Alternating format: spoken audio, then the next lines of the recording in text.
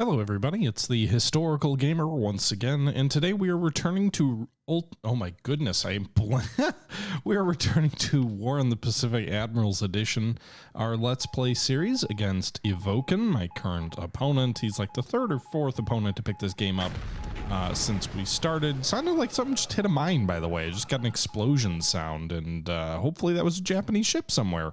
But we are returning to the May 18th replay. It'll be the May 19th turn for our Let's Play series. Now, if you've been watching this, you know the Japanese have been attacking Batavia pretty consistently over the last week or so, and they've been wearing the base there down with both naval bombardment, air bombardment, but also ground attacks. And so the base at Batavia's days are numbered. You can see the Japanese coming in here again today with over like 8 battleships, inflicting over 1,000 casualties. They'll have a second bombardment going here with not armored cruisers, but heavy cruisers. Another 7 or 8 of those. They inflicted about 1,000 casualties with the battleship bombardment. The cruiser bombardment following that, another 700 casualties. So they're wearing us down good there. And it's only a matter of time until the base falls. Now, we are probably going to do 2 turns again today. This is a play-by-email game, which means every time a turn is done, I have to send it back to my opponent. Each turn is 1 day. Something just... Ah, crap. We had a submarine hit a mine in Singapore? That's not good. I can't imagine that a submarine can deal with too many mine hits. Yeah, so I've already actually played the May 18th replay. I have not looked at the May 19th replay yet. So we'll probably just go through here, see if there's any notable events, and then we'll jump right ahead to the May 19th turn. And then once we do that, I'll also take a look at stuff after the turn to kind of look through intelligence reports and other information that we get sort of in between turns. You can see the Japanese are also launching an aerial bombardment of Batavia, as I previously said. A number of airstrikes are going to come in here, and I don't think the airstrikes are too potent, but they at least keep the men's head down and prevent them from getting rest and things like that. They contribute to things like fatigue and disruption, and occasionally they destroy a small number of units, but they don't really have enough air power, I don't think, to do anything too decisive. So we're through the air operation AM phase. We're moving into the PM phase, which means we're more than halfway done with this turn replay. Doesn't seem like a lot is going on other than the bombardments at Batavia. We'll see if the Japanese launch another ground attack at Batavia or not. We're also bombing our troops at Clark Field in the Philippines, which is also cut off, just like the Dutch East Indies is, from any reinforcement. And those guys are also in the process of starving. We barely have any supply left there. But for the moment, they're hanging on and keeping 2 Japanese divisions busy. Thanks for the follow, Stotzi.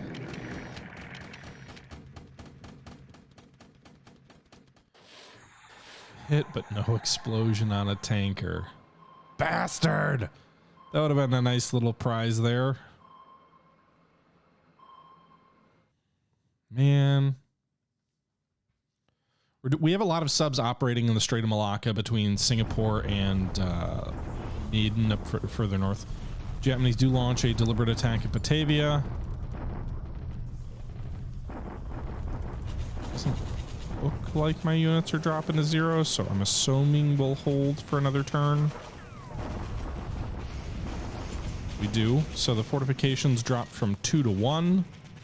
Inflicted another 4,000 casualties on the attackers. 70 squads destroyed. Wow. That's actually quite a few infantry squads destroyed on the Japanese side.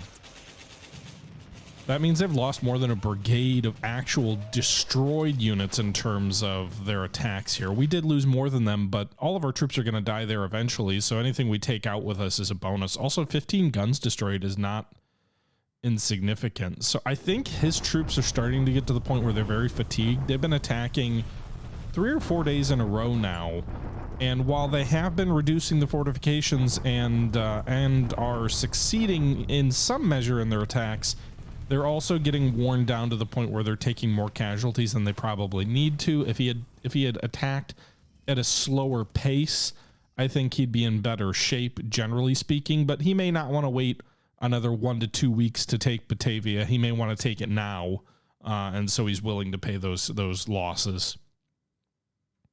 But the good news is, because of the casualties he's taking, it will probably take some time for him to actually refit some of these units. Not all of them. Some of them are probably fine. The casualties are probably being unevenly distributed, but it will probably take him some time for some of these units to rest and recuperate and recover from the casualties that they're taking. With that being said, that's sort of the silver lining of it. The more negative approach is that he will probably take the base in the second replay, which we are about to do. So just 1 second. So we did the 19th. We're going to do the 20th. We did the 18th. We're going to do the 20th, 19th as well. Oh my God, I can't get my words right today because I have not actually looked at this replay yet.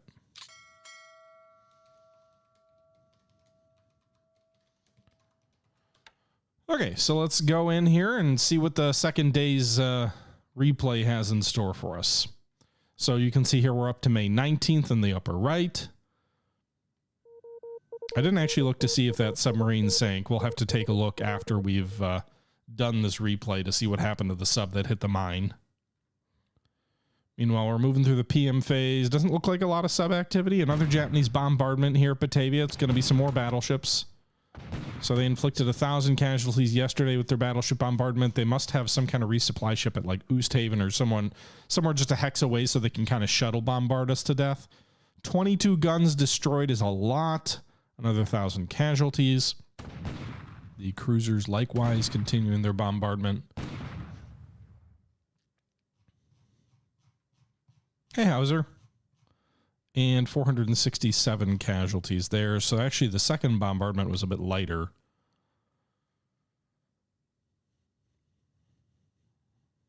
Nonetheless, I'm pretty pleased that last turn he lost 3/4 of a brigade in a single turn, not of just disrupted units, but of actually destroyed infantry squads. 70 infantry squads destroyed. A brigade consists of 108 usually, so. And that was just destroyed. He had another 230 disabled, which will take supply and time to get back to active. So it's been a pretty bloody campaign at Batavia. Again, I think he's trying to rush things a bit just to get it over with. Because Japan is behind in the Dutch East Indies and also frankly in Burma too. So he probably wants to just end this ASAP so he can reallocate his forces and get pushing in other areas. That being said, I don't know if that's the right approach because if you go into another campaign at 70% strength, how much does that benefit you? Would you have been better off waiting 2-3 weeks to be closer to 90%? You know, or if he ends up having to wait a whole month just to recuperate some units. I don't know. I guess we'll see. Okay, so that was a pretty uneventful naval phase other than the bombardments at Batavia. AM air operations also pretty light. We're getting a lot of reconnaissance, but not actually a lot of bombing and fighting activities with the air arms here. We are getting our customary bombardments here at Clark Field. Not really doing much damage, but they're going to keep doing it anyway. It does train their crews up a bit, so that's at least good for them. And we're doing some recon in the South Pacific to try and see what the Japanese have on some of their forward operating bases that they've taken from us. And I think that does it for the air phase. So we'll probably move straight ahead to the ground phase and see if he continues his attack at Batavia. Task forces checking fuel, returning to base.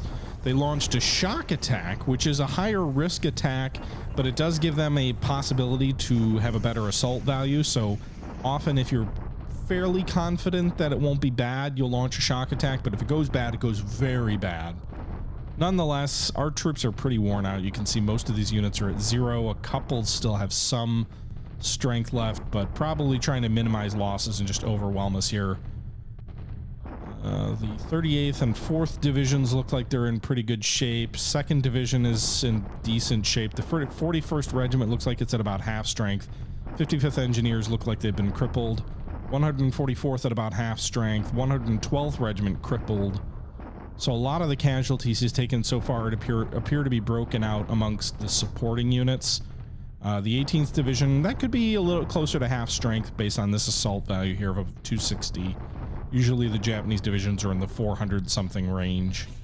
And the 67th Brigade might actually, I think the Japanese brigades skew a bit larger, so that might actually be down a bit.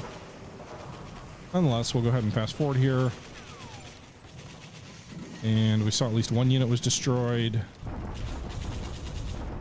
Okay, they captured the base.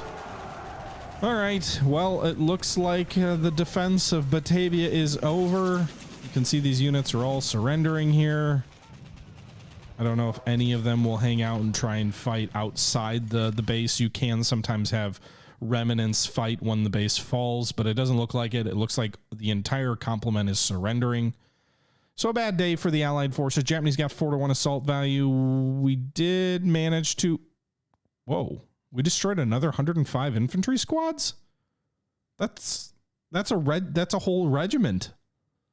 Okay, I'll take that. We did lose 583 squads destroyed, but the fact that we got 105 killed on, like, we killed 105, those were not as lopsided as I would have thought. They still lost 4,600 casualties, another 13 guns destroyed, another 17 engineer squads destroyed. We lost 583 infantry squads surrendered, 1,211 non-combatant squads, 88 engineers, 509 guns, 175 vehicles, and 28 units. So not like it was a good day, but he had high disruption, so that penalized him there. You can see a negative under disruption, which is probably because he kept attacking over 4 or 5 days in a row. His troops are pretty disrupted. But I'll take that. You know, it was a defeat. It was a defeat that was coming, but it was, I guess it was one that could have been worse. We took a fair number of them with us, right? Certainly more than historically were lost in the campaign. I mean, casualties in this game are generally inflated over real life, but nonetheless. Rangoon expands airfield to size 7. That's great. Christmas Island to port 3. I was really hoping Pago Pago would expand. It should be very close. But yeah, let's go ahead and once this turn wraps up its replay, I think everything that's happened is going to everything that's going to happen has happened. And we'll jump in here in a sec and take a look at some of the details in the turn. You can see more specifically what our situation looks like.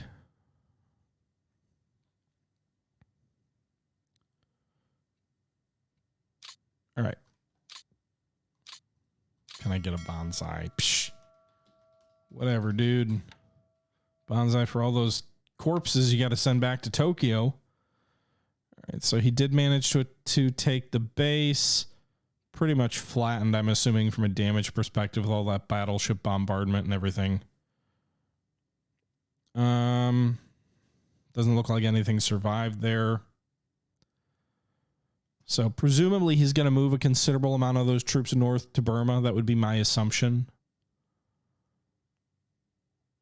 Rangoon expanded the airfield to size 7, which is nice because that actually expands the base administration capacity from 10 groups to 11. So we can operate one more group out of here without getting penalized for sort of overstacking, if you will. It also increases the size of the airfield stack, I believe from... I think it was from 325 to 350 in terms of aircraft that are allowed there. But the base administration is the bigger win, I think, because now we can have more units actively operating out of there, regardless of the number of frames.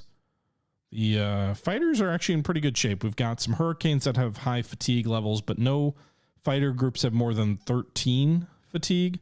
The P-38s probably could be stood down for a day. You can see they have quite a few aircraft. About a third of the squadron is down for maintenance. And oh my God, they take a long time to repair. The P-38 is a great airplane. It is by far the best fighter aircraft at this stage in the war. There's two main limitations to it. One, we don't have enough aircraft. And two, they have a very high service rating, which means you need to be at very good airfields with very high levels of aviation support to keep them operating, and they will still break down pretty rapidly, as you can see here. So we probably want to stand them down. If we don't think they're going to attack us, we can probably get away with it. I'm also tempted, because we got 27 of them, as maybe upgrading one of the other AVG groups to them, because we do have 27 P-38s that are ready to be equipped. And so the AVG groups, which have our best pilots in them, they're the all-American or all-volunteer groups. They do have enough airframes to fill out one of these squadrons until they have to be withdrawn in July. The one thing that does give me some pause is that it will take some time to get those aircraft ready. So you'd be pulling out 27 ready P-40s for a handful of ready P-38s and then waiting a week or two while the rest of them get stood up. I'm not sure if that's the right strategy or not, but meanwhile, what's going on in the port there? We're trying to shove more supplies into Burma before the Japanese Air Force inevitably closes the door. We got 3 more cargo ships into Rangoon this turn, and they unloaded about 41% of their cargo, so about 4,000 supply unloaded there. Supply at Rangoon's up to 31,000. I believe we also had some other shipping that left the port after they completed their unloading. Or no, they didn't leave yet. But these 2 AKLs finished unloading, and so they're ready to leave this turn. We have another 23,000 supply on the way over here to the west of Rangoon near Port Blair. They're coming in behind heavy cloud cover, which is good. That means the Japanese don't actually see them yet. Same for Task Force 327, which is bringing another... Oh, wait, these guys are going... Never mind, they're going the other direction. They're bringing fuel out to Colombo. I pulled some fuel out of Rangoon because it is a refinery. But in any event, we've got the 23,000 coming in from Sri Lanka. And then I think we have some additional coming south. Or maybe that was the group that just entered Rangoon this turn. I'm loading some supplies at Calcutta here on 2 more transports. We're up to 70% loaded on. It'll be about another 8,300 supplies. So I'm trying to sneak as much supply into Rangoon as I can. We've got 2 more AKLs. So these are coastal cargo ships also coming in from Sri Lanka. But yeah, that's the situation there. 37,000 is coming for Cape Town to help replenish the supply that I'm pulling out of there and sending into Burma. And did we start flying any of these guys into China? No, they're all still training. Okay. Some of these groups have some pretty green pilots, but they're working on it. Meanwhile, nothing really has changed in China. Like, I don't have a good, and I'm not sure if I need to do better reconnaissance out toward Yan'an, but I don't have a good sense of what the Chinese or what the Japanese have that's going to push into China. So we are pushing some cores east or west or whatever around the map to try and get a better sense of what the Japanese might be doing, because they're very passive. Other than the occasional bombing raid, they're very passive in China right now, which makes me nervous. It's giving me time to build fortifications up and hopefully supplies and other things like that, but it's still making me nervous. Okay. I don't know that I need to expand this airfield. It's at 5. I don't know that I need a level 7 airfield. What am I going to do? I don't have like any aircraft in China. What am I going to do with that? I certainly don't have the supply to operate heavy bombers out of there. So not a lot changed in China. How you doing, God? Feels weird to say that. Did we see what happened to the sub that hit a mine? Oh, it's the Finback. She is not doing great. 43 flood damage, 19 system. But she is trying to pull out and survive. Survive! Meanwhile, we've got the Tautog, which has fired 2 torpedoes. She's in pretty good shape. She fired one that was a hit but no explosion, I believe, here at Maiden against a tanker. He's also got some cargo or some destroyers here in ASW patrols now that he's seen the danger. Okay. I don't know that there's a lot of other... Let's take a look at the aircraft losses here. Looks like we lost 6. They lost 3. 4 of those 6 on our end were DO 24Ks on the ground at Batavia. 2 were PBY5 Catalinas. And 1 Thali, 1 Babs, 1 E7K2 Alf, and 1 more Catalina. Okay. Don't know that there's anything else, frankly, to look at. I know this has been a pretty short turn, but what about how's Prince of Wales doing? She's on her way to England. 67 days away. 38 engine, 39 float damage. Charcoal, thanks for the raid. Hope your stream went well. And, okay, so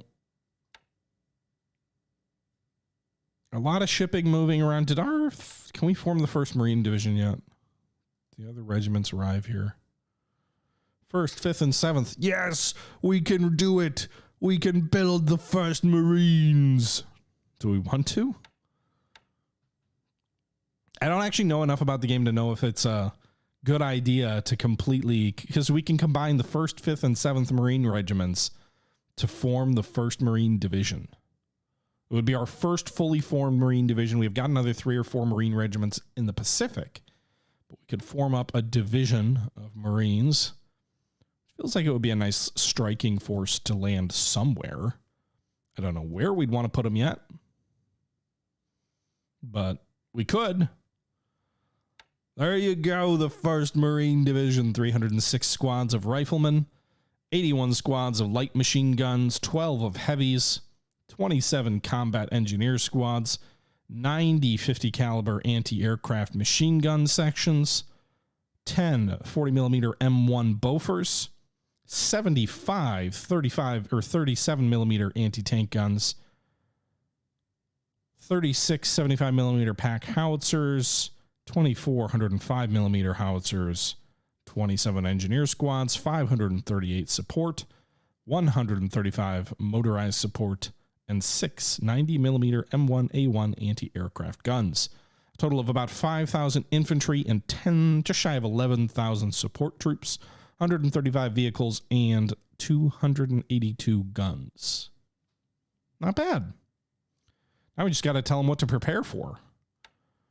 Where are we going to send the 1st Marines? I'm inclined to send them either to a base somewhere in the New Hebrides so that we can isolate Espiritu Santos, or maybe even New Caledonia. Like if we were to land somewhere near Nendi or maybe Santa Maria or Vanu Lava, one of these bases where there's probably very limited Japanese presence, build up an airfield there and cut everything off to the south. That would be very McCarthy, or not McCarthy, oh my God. That would be very MacArthur of me.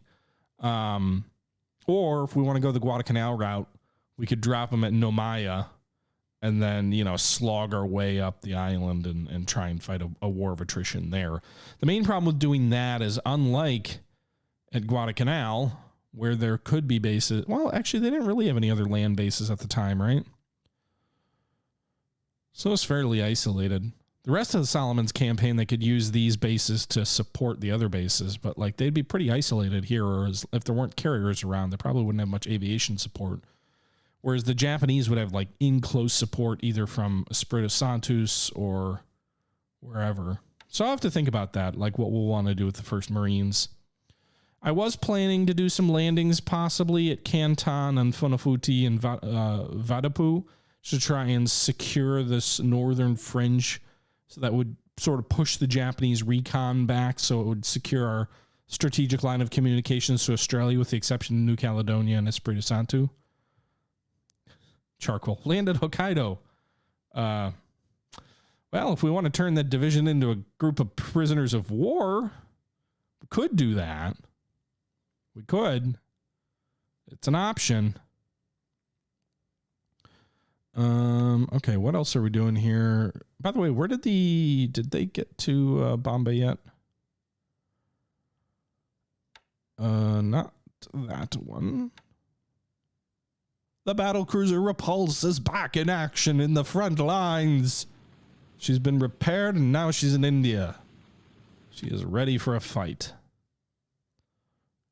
All right, so we have 33 aircraft on the Illustrious, 32 aircraft on the Formidable. So 2 British fleet carriers equates to like less than 1 American fleet carrier, but you know. So what is that? 65 aircraft plus the Indomitable, which is about 49, it looks like. Which would bring us up to 105,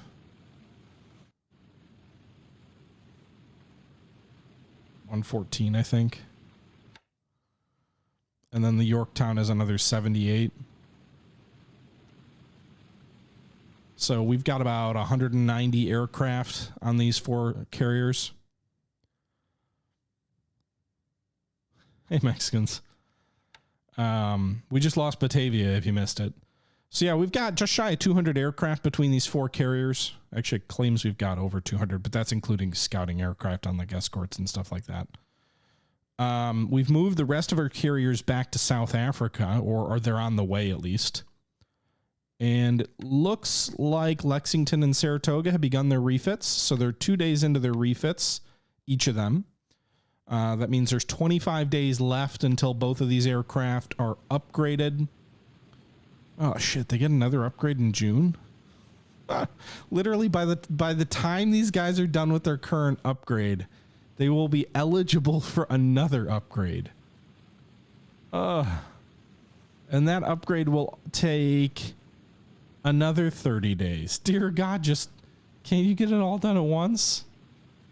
Maybe I should have done that. I don't know if the game works that way. They're getting refits, Charcoal. So like this particular upgrade, they got 32 20mm Oerlikons, which were put in. And it looks like they removed, I think they had the 8-inch cruiser guns on them until this upgrade, and I think they removed those. And then with the next set of upgrades, what are they doing? Are they getting more 1.1s? Looks like maybe they're getting more 1.1-inch telephone poles. Because they have, what, a total of 8 here. 16. So they got 48 now. They'll have less. They're actually going to lose some of those. They get better 5-inch guns. It looks like they get some dual purpose. I'm assuming these EBRs are dual purpose 5-inchers. So they're going to get 8 of those, which they have none right now. They have 12 Mark 25 or Mark 10s right now. And with the June upgrades, those will be changed. They'll have 8 of those, but they'll be upgraded to 12 Mark 12s. And then the other ones are EBRs. I don't know the difference. So they're from Mark 10 to Mark 12, and then also some EBRs. The radar is big. Yeah, I don't know if they had the radar previously or not, but they obviously have new radar. They're getting radar, I think, with this update. They still have radar with the June upgrade as well, so that doesn't look like that changes. It's a CXAM surface search and air search. Oh, they're going to the SC surface search and air search, so it's going to be a different model as well. 62,000. So the air search radar is 149 currently, or with the current upgrade. So the air search gets a shorter range. I wonder if it's better.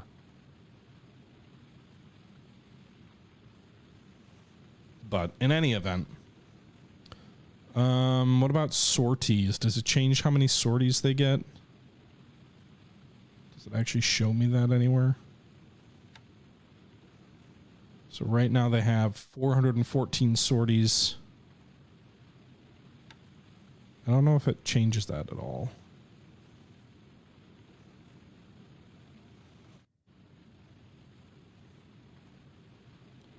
Increasing the number of sorties they're allowed to fly would be an interesting way of improved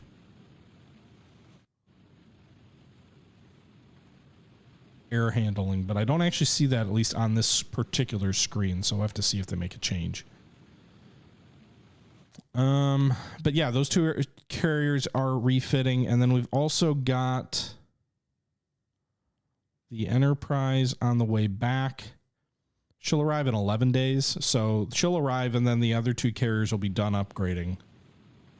She already has the CXAM radar. In July, the Enterprise also gets the SC. So, she has an upgrade in July. But in any event, she'll arrive in 11 days, and then the both of those groups of carriers, we could send 3 carriers back to Pearl to join the Hornet, perhaps, if we wanted to. That's where the Hornet is. And then we could have 4 carriers in the Central Pacific, or we could send them back to India. I'm kind of torn on this because I feel like India/Burma is the next big battleground. So it feels like, oh, maybe the carrier should remain there. On the flip side of that, this is such a confined space.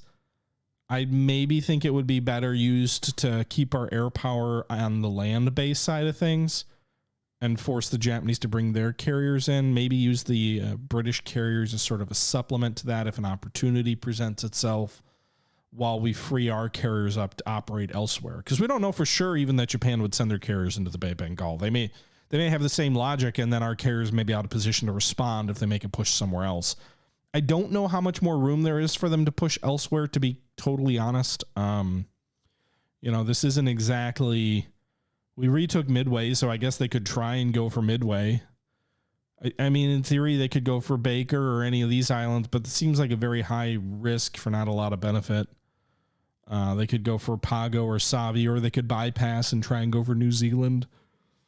Maybe they'd make a landing on Australia if they're really feeling game, but to me, I really think, especially with as far behind as they are, Burma is critical for a number of reasons, including which heavy bombers can hit some pretty important strategic targets, both in China, Indochina, and then later bombers can even hit oil fields in Sumatra. So they really need to take Burma before we've, defended and resupplied it so much that it's unable to be taken. So I think that's where the next major push will be, but we'll see. With that being said, I don't know that I have a lot else to show this turn. I mean, we lost a bunch of units, which I'm assuming... I go to ground units destroyed. I'm assuming I can't recall most of these Dutch units. If we turn off everything and just look at the Dutch. Yeah, it doesn't look like you can recall any of these units that were lost. The Australians lost the 8th Brigade, I believe it was, or was it the division? The division, the 8th Division. In theory, we could recall that unit. That would be a very good unit. The main problem is it takes a lot of equipment to get back into service. And we don't have that much. 324 squads. It would only cost me 21 political points, which is not much.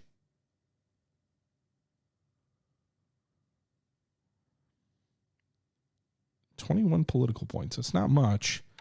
What's the troop pools look like, though?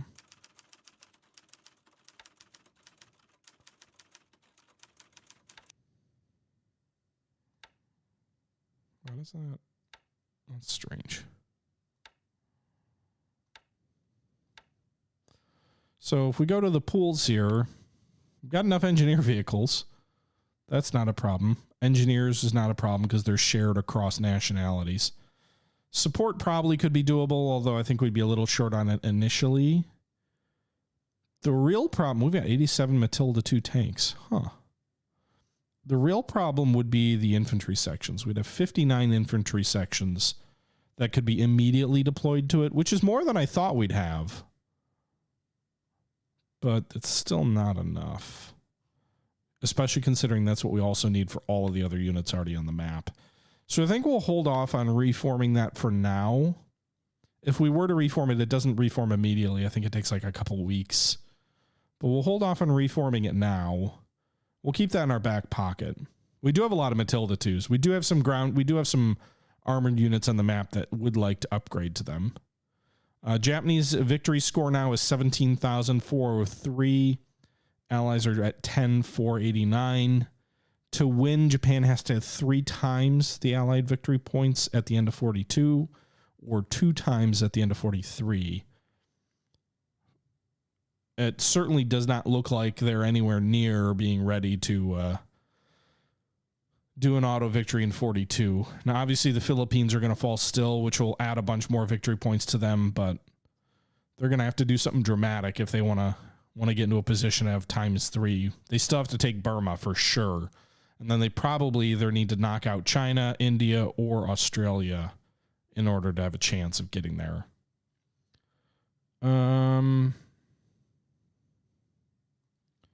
We do have some armored units somewhere around here, which I think some of them might use Matilda IIs.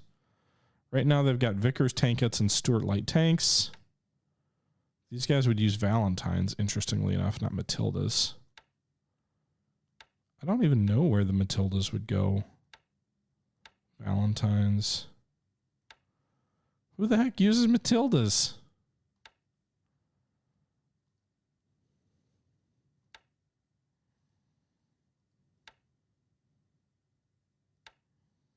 I don't even know. In any event, we've got 80 of them. They're just hanging out, having fun.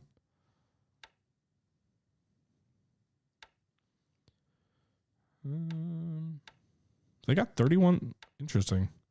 The BFF brigade is more than its full complement of Burmese infantry sections. Maybe the Australians and New Zealand. Maybe. I'm not going to look around the map right now and look, but perhaps. There's probably some other logistical stuff I could be doing and maybe should be doing before I send the turn back.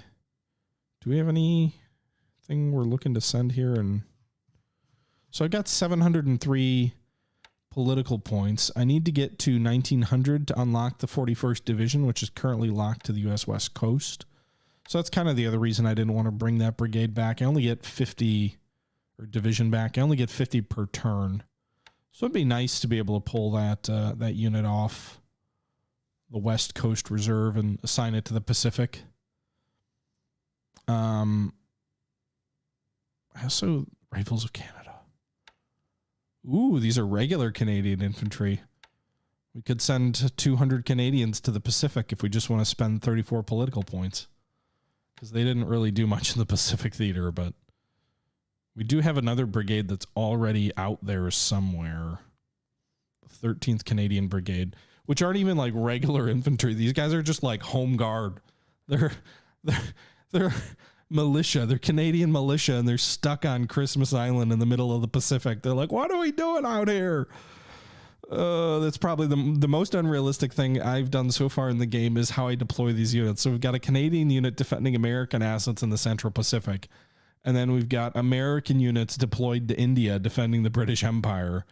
We've got a bunch of American units in like Eastern India. I think we've got at least one division either there or on the way. And then we've got like the 10th USAAF or the Field Artillery Battalions are American. Now, to be fair, the Americans did deploy quite a few air assets out that way, especially with supporting the getting units to China or getting air support to China. So the air side of things isn't entirely out of the question, but certainly the ground combat units. There were not many of them deployed out that way. Canadians just love Christmas. Exactly. I am doing my best Vinegar Joe Stillwell impression, though. I've sent considerable Chinese forces to Burma to defend Burma. I'm feeling cute, so you know we might try and coup China later.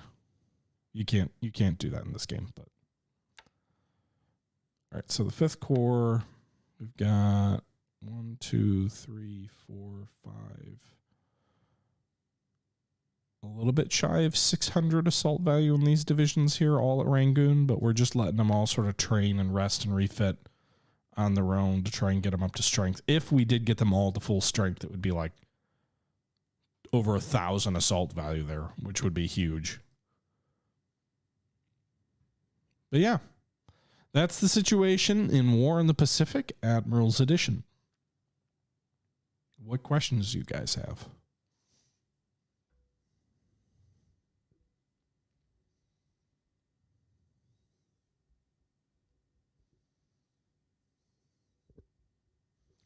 If you have none, I know the description says we're doing Rule the Waves tonight. I apologize. I am not able to do that tonight, but I am going to try and stream again tomorrow.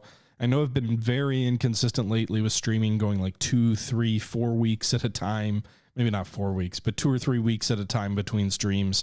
Apologize for that. Life's been crazy, but I do believe we will get back into the swing of things, streaming more regularly, so you guys have a better idea of like when I'm going to show up, and frankly, so that like subscribers actually have a reason to subscribe. I wouldn't subscribe to me right now with as inconsistent as I've been. So to those of you who hang on, I do appreciate it.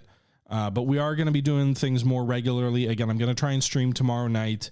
I don't know if we'll do Combat Mission Red Thunder, which is I don't know if it's the newest, but it's the most recent combat mission to go on Steam. It went on yesterday, and it looks at the campaigns in the Ukraine and also Poland in 1944. So it's basically Operation Bagration, and then a little bit later than that.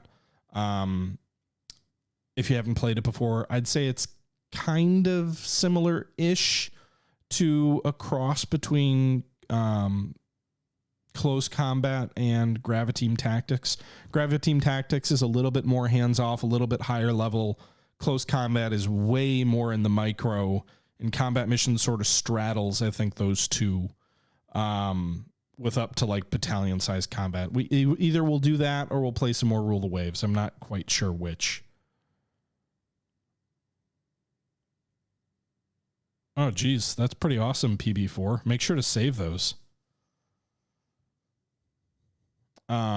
But yeah, so that's what we're gonna be doing here over the next few days, and then we'll kind of go from there. Honestly, I've been struggling to see like what I want to play. Like I just have not been inspired to be playing much lately. I've been in a bit of a rut. But we'll get back into the swing of things. I do appreciate you guys coming out for another episode. And with that being said, guys, I'm going to go ahead and wrap that up here. A short, abbreviated stream as we get back into things, but thanks for coming out once again. Until next time, this is the Historical Gamer saying once again, thank you very much for watching. And until next time, I'm out.